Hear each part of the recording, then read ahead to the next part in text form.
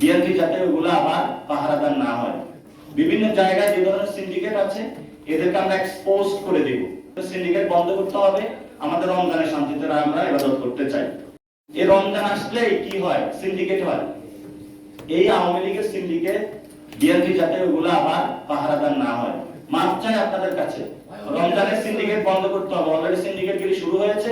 Syndicate বন্ধ করতে হবে। আমরা ইনশাআল্লাহ পুরো রমজানে সিন্ডিকেটের বিরুদ্ধে সক্রিয় থাকব। বিভিন্ন জায়গায় যে ধরনের সিন্ডিকেট আছে এদেরকে আমরা এক্সপোজ করে দেব। এখন তারা তো নির্বাচনী ক্যাম্পেইনে টাকা দিয়েছে ফান্ডে, বড় বড় দলের। দিয়েও লাভ নাই ভাই, জনগণ আছে, পিছু ছাড়ছে না। জনগণকে আপনাদের দিতে হবে, চাকরি দিতে হবে, ভালো কাজ করতে হবে, সিন্ডিকেট বন্ধ করতে হবে। এবং রমজানে যদি নিত্য পণ্য দ্রব্যমূল্যের দাম বাড়ে, বাংলাদেশের মানুষ কিন্তু আন্দোলনে নামবে। এজন্য সিন্ডিকেট বন্ধ করতে হবে। আমাদের রমজানের শান্তিতে আমরা ইবাদত করতে চাই।